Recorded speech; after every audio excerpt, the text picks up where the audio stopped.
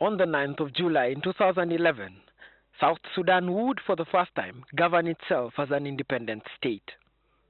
The independence ushered with it a new birth of economic opportunities that the young nation would look to its neighbors to provide.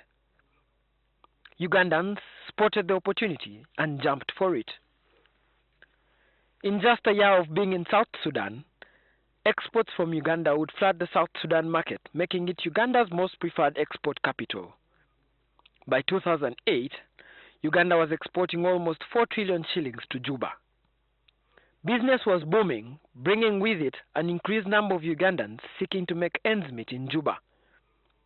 A conservative estimate placed the number of Ugandans living in Juba by the end of last week at 9,000. But the young nation would soon split into factions within the ruling party, SPLA. One faction loyal to Kiir and another loyal to his second-in-command, Riek Machar. It would spend the next 3 of its 6 years of independence engulfed in a bloody civil war in which over 500,000 people were killed and 2 million others displaced. Most of these in Uganda. When a semblance of peace returned, trade flourished.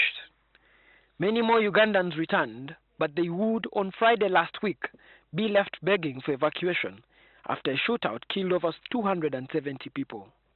The UPDF was on hand to answer that call. On the morning of 14th July, the army prepared its trucks at the Bibia Army Detach, inviting us to join them as they crossed into South Sudan.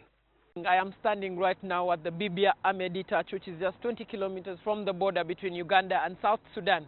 What you see behind me is the artillery force, the light force that the army said will go into South Sudan to rescue Ugandans that are now settled in Nisitu, which is the assembly point.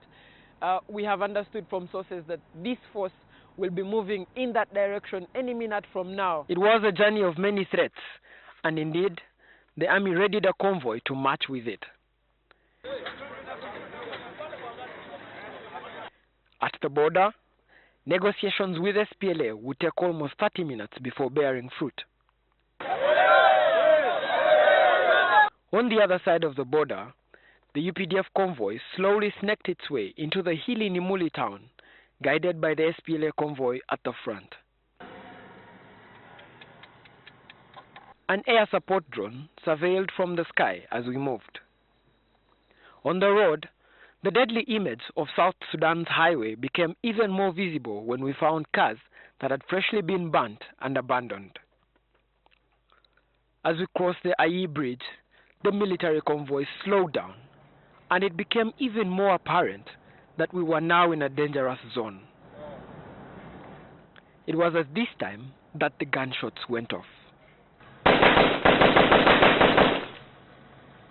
We were in the middle of an ambush, and the military convoy ground to a complete halt. Oh, you man.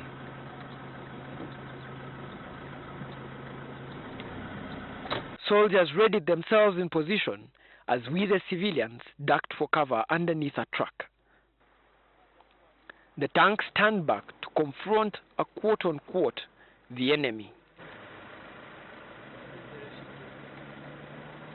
30 minutes into the ambush, together with my colleague Solomon Kawesa, we would take what we thought would be our very last photos.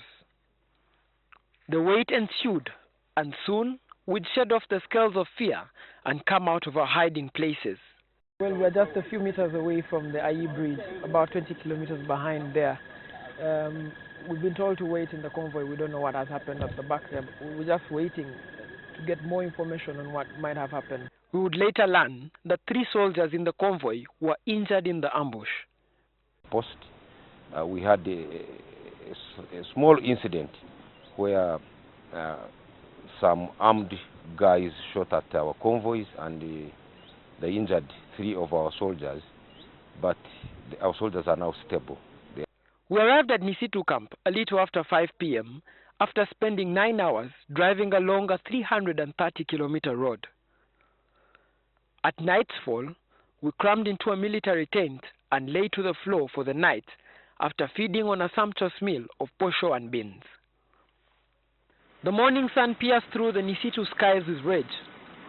It shone a light for some of our colleagues to say their prayers and we did treat ourselves to porridge for breakfast that was prepared by the service brigade. Our arrival into the capital, Juba, was greeted with long lines of cars and bikes in the search for fuel. Ugandans who noticed the UPDF convoy cheered on. At Gumbo Market, a convoy of cars was on hand waiting to be evacuated. Many people scampered for the lorries that had been earlier reserved for children and women. As our convoy drove out of Juba, it became even more apparent that the South Sudan economy had suffered a blow. It was joy unfettered as the convoy finally reached the border in Elegu. For many of the Ugandans that have been living in South Sudan, this really represents the light at the end of a very long tunnel that they've had to bear in South Sudan for the past few days. Raymond Mujuni, NTV.